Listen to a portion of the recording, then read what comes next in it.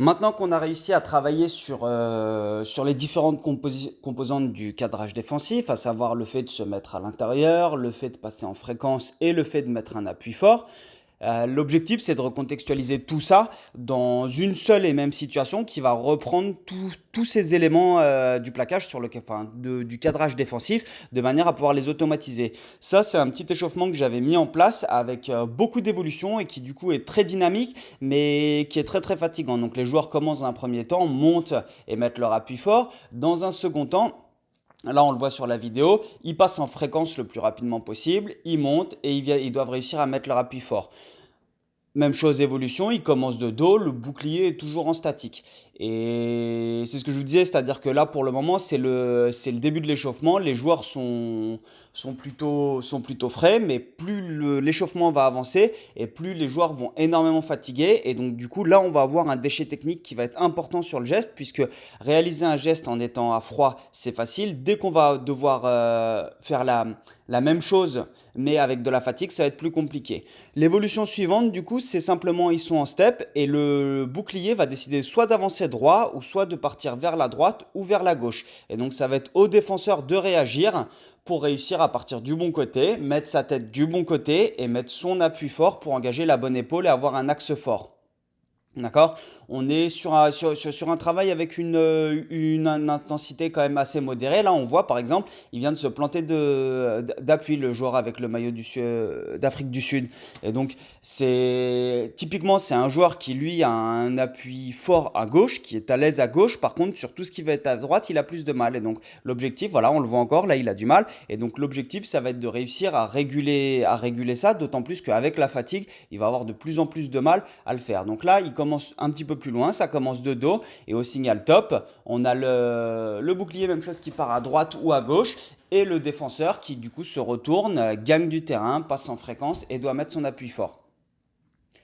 Ah, là, par exemple, il a réussi à mieux le mettre. Et donc, c'est important de travailler comme ça avec ses joueurs. C'est-à-dire que le fait de répéter, donc non seulement on travaille physiquement sur la capacité à résister à un effort, parce que c'est dur d'enchaîner des tâches comme ça, et c'est bien ce qu'on nous demande au rugby, c'est d'enchaîner des tâches avec de l'intensité, mais en même temps, ça va être de réussir à bien réaliser le geste, parce que quand on est en match, c'est d'autant plus difficile.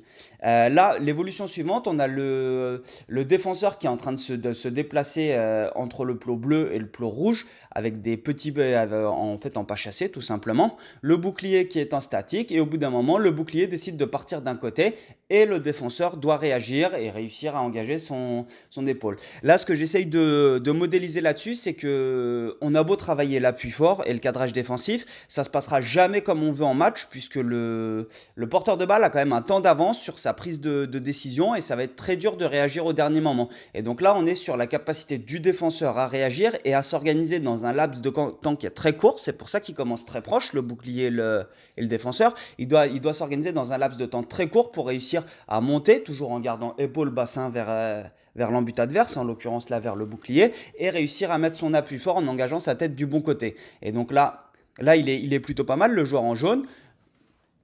Là, on commence à arriver à un stade de saturation des joueurs où ils vont être de plus en plus fatigués. Là, l'évolution suivante, ils se placent sur le plot bleu et simplement ils montent en gardant épaule, bassin de face et derrière ils viennent mettre leur appui fort, ils se replacent de l'autre côté. Ils vont enchaîner comme ça en fait des appuis forts d'un côté et de l'autre. Et là, on le voit, il retombe dans ses travers où sur son appui droit, il n'arrive pas à le mettre. Sur son appui gauche, normalement, il n'y a pas de souci, il arrive à mettre, mais par contre, sur son appui droit, là, il avait les deux appuis parallèles. C'est très compliqué. Enchaînement du coup avec un burpees, montée, appui fort, on recule en petits pas, on est parti burpees, montée, fréquence et appui fort. Et là, plus on avance dans le temps et plus physiquement ça devient très dur de garder cette lucidité, de réussir à mettre un appui fort et de garder toutes les composantes. Toutes les composantes qu'on a travaillé, répétées sans intensité et quasiment sans fatigue, c'est le moment où on commence à voir comment dire, si elles sont enregistrées par le système des joueurs et qu'ils en font abstraction et qu'ils n'ont plus besoin de réfléchir en fait pour réussir à le réaliser. Et là, on commence à le voir. Sur ce joueur-là, c'est très intéressant. Il commence à avoir automatisé en fait la façon de le faire. Donc, c'est-à-dire qu'il réfléchit même plus pour réussir à mettre son appui fort. Pourtant, on le voit, il est au bout là, il en chie, mais il s'accroche et il arrive pourtant tout le temps à bien cadrer, mettre son appui fort pour faire reculer l'adversaire. Et ça, c'est l'objectif que nous, on doit avoir avec nos joueurs. Ça doit être de réussir à faire en sorte qu'on automatise ce geste et cet appui fort. Ici, on a une situation où on est toujours sur le cadrage défensif, mais l'objectif, ça va être de perturber un petit peu le défenseur en limitant sa visibilité sur le choix que va faire le porteur de balle de sortir à droite ou à gauche. D'accord? Donc, on est toujours sur le même critère avec la montée, la fréquence, et derrière, il sort au dernier moment. Au début, je les ai fait commencer de face, puis je les fais commencer sur le côté. De manière à ce qu'ils apprennent à se déplacer toujours en pas chassé avec bassin épaule orienté vers le porteur du ballon. Et là on le voit, par exemple, il a le bassin orienté de travers et ça devient d'autant plus compliqué. Et s'ils ne passent pas en fréquence, en fait, ils n'arriveront pas à faire reculer. Il va falloir automatiquement qu'ils passent en fréquence pour pouvoir réagir. Là, on le voit, il le fait très bien et réussir à mettre son appui fort au dernier moment. S'il ne passe pas en fréquence, en fait, l'attaquant aura tout le loisir qu'il veut de choisir de changer de direction et d'effacer son vis-à-vis. Très très très très intéressant à faire en fait ça pour le coup sans matériel.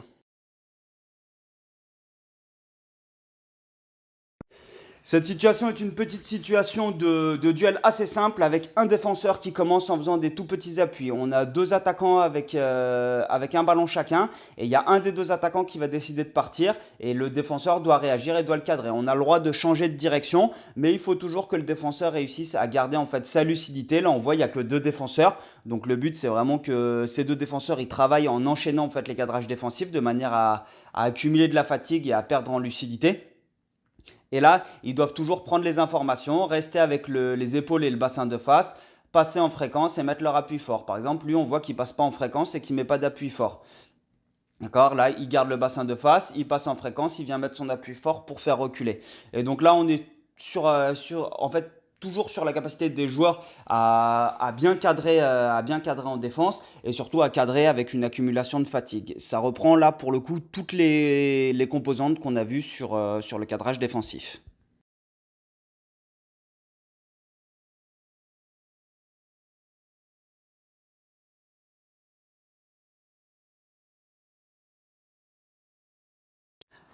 Là, on est sur un exercice un poil différent. On va être sur le cadrage défensif, mais à partir d'une structure défensive en 1-2-10 classique, où les joueurs vont devoir cadrer leur vis-à-vis. Ça, typiquement, c'est une petite situation d'échauffement que j'aime beaucoup, puisque les joueurs sont en autonomie pour bosser. Ils sont à 3 contre 3. En attaque, ils vont pouvoir tenter des choses. En défense, ils vont devoir communiquer de manière à identifier leur vis-à-vis et cadrer correctement leur vis-à-vis pour bien défendre. Et donc là, effectivement, il y a peut-être moins le passage en fréquence, mais on s'aperçoit que automatiquement, il y a moins de passage en fréquence parce que les joueurs sont plus proches. Donc le gain de terrain, il se fait sur 1 ou 2 mètres, pas plus, avant qu'il y ait le point d'impact ou le cadrage. Mais par contre, ils sont sur la vitesse de réaction à devoir réagir et ils essayent toujours en fait de mettre leur appui fort pour pouvoir faire reculer et mettre leur impact. Et ça c'est intéressant parce que les joueurs ils sont en autonomie totale en fait pour travailler. Ils ont même pas besoin en fait. Nous, en tant qu'entraîneur, je pense que sur une situation comme ça, quand on leur met des situations comme ça où ils sont autonomes, on est plus là pour passer, réguler que ça soit la défense, à leur donner des conseils. Attention, là, il faut que tu défendes en zone. Attention, tu oublies ton appui fort, c'est bien, tu le cadres bien, tu passes en fréquence, mais tu oublies l'appui fort. Ou pour demander à l'attaque, en fait, de créer et de mettre un petit peu plus d'incertitude pour faire réfléchir les défenseurs. Et ce qui est bien, c'est que les joueurs sont directement en opposition sur des situations qui vont retrouver tout le temps en match, sur chaque bord de ruck, sur chaque relance de jeu, il va y avoir de l'incertitude en face et c'est important qu'ils arrivent à identifier leur vis-à-vis et à le faire reculer. Si on arrive sur les relances de jeu en fait à bien cadrer et à faire reculer l'adversaire, c'est d'autant plus simple de gagner les matchs parce que jouer en reculant c'est toujours compliqué. Et ensuite, ce qui est intéressant, c'est de les faire monter et descendre et changer de groupe. C'est-à-dire qu'au bout d'un moment, ils s'habituent au groupe qui est en face. Et donc, le but, c'est de les faire switcher. Cette situation, elle est tirée d'un entraînement. Je crois que ça doit être une des équipes, je sais pas, je dirais U17, U16, peut-être des Argentins. Et là, ça va être vraiment exercice tout simple de 1 contre 1. On a l'entraîneur qui est en train d'expliquer, où les joueurs font le tour du plot. Et il va y avoir le cadrage défensif où le défenseur doit gagner du terrain, doit essayer de repousser un maximum l'attaquant vers la touche. Il va garder les coudes le long du corps. En fait, il ne va pas impacter. Il va simplement mettre son appui fort et pousser sur sa jambe pour pouvoir le faire reculer. Donc, c'est la complexité sur ce genre d'exercice, ça va être de réussir en fait à rester épaule bassin de face au défenseur. Voilà, là on le voit, il le fait très bien, face à l'attaquant, pour pouvoir réussir à mettre son appui fort. Une autre situation sur le cadrage défensif, mais là avec vraiment peu d'incertitude, mais plus, je dirais, physique sur de l'accumulation de fatigue. On a des joueurs en fait qui vont enchaîner des montées défensives en passant en fréquence, en mettant leur appui fort pour impacter sur le bouclier et le faire reculer, retour en petit pas vers l'arrière. Et on est toujours là c'est un petit peu le même principe que la première situation, avec beaucoup moins d'incertitude. On va être sur la capacité des joueurs à garder le geste avec rester à l'intérieur, monter vite l'envite, appui fort pour mettre l'impact et faire reculer le défenseur. Mais du coup, on a ça avec de l'accumulation de fatigue, de manière à ce que le geste soit totalement automatisé. Ici, on a affaire à un entraînement des Pumas, où ils travaillent même chose, mais toujours sur le plaquage avec le cadrage défensif. Là, je pense qu'il rajoute aussi le fait d'attraper au genou avec le travail des mains et de faire tomber rapidement. Nous, on en parlera plus tard. Là, même chose. En fait, le défenseur est en tout petit appui. Il attend le signal pour pouvoir monter, gagner du terrain, passer en fréquence et mettre son appui fort. Et on est sur le... Alors, c'est un circuit qu'ils ont, les joueurs. Donc, ils travaillent dès qu'ils viennent de passer un endroit, ils doivent enchaîner avec un autre endroit. Et ils doivent toujours en fait automatiser ce geste avec le fait de mettre l'appui fort. On est toujours, on est vraiment là-dessus. Ce qui est intéressant là, ça va être la répétition de tâches sur le geste réel du plaquage où il faut faire tomber, ce qu'on n'avait pas avant dans les situations. Sur cet entraînement des Pumas, c'est du 1 contre 1 classique où l'attaquant et le défenseur commencent face à face. À un moment, le défenseur va toucher un plot. Dès que le défenseur arrive au plot, l'attaquant a le droit de partir et doit faire le tour du plot vert, tandis que le défenseur fera le tour du plot rouge. L'objectif, ça va être de gagner du terrain pour passer devant le piqué. Donc on gagne du terrain, derrière partir en pas chassé pour aller bloquer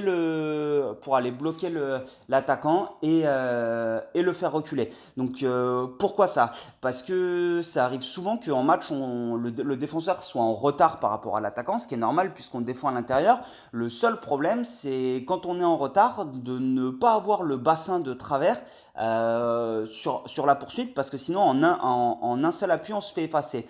Et donc l'objectif là, ça va être réellement de gagner le terrain dans un premier temps, ensuite de se décaler en pas chassé et de faire reculer l'adversaire. C'est important de le souligner, le fait que là, pour le coup, eux, ils travaillent avec le fait de gagner du terrain dans un premier temps et derrière de partir en pas chassé latéral pour pouvoir passer, au moment où ils passent en fréquence, ils passent sur des tout petits appuis latéraux, j'ai l'impression, de manière à mettre leur appui fort. D'accord? Ça évite d'avoir ces courses en travers où les joueurs prennent trop facilement des retours intérieurs. Et en fait, c'est dans le travail comme ça qu'on arrive à avoir des structures défensives collectives qui sont très denses, où il y a peu d'espace entre les joueurs et surtout la défense se fait rarement bloquer, puisque quand on est de face, on a une envergure qui est beaucoup plus large avec ses bras pour plaquer, alors que quand on est de profil, l'envergure va être beaucoup moins large et donc il va y avoir beaucoup plus d'espace. Le fait de répéter comme ça permet vraiment de rajouter toujours une contrainte supplémentaire par rapport à ce à quoi on a habitué les joueurs depuis le début. Et ça, je trouve cet exercice vraiment super, super intéressant à travailler pour garder en fait cette notion d'occuper un maximum l'espace avec son corps, avec ses bras et faire reculer l'adversaire sans, sans lui laisser la possibilité d'avoir des intervalles à attaquer. Moins il va avoir d'intervalles à attaquer, le porteur de balle, plus ça va être compliqué pour lui de prendre une décision et plus ça va être facile pour nous en tant que défenseurs de réussir à mettre notre appui fort puisqu'il hésite et de le faire reculer.